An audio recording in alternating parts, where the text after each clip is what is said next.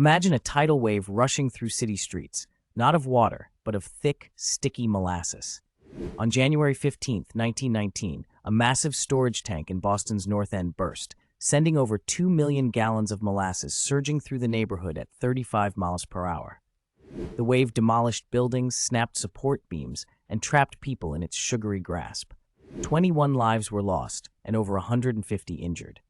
The disaster revealed flaws in construction standards, leading to sweeping changes in safety regulations.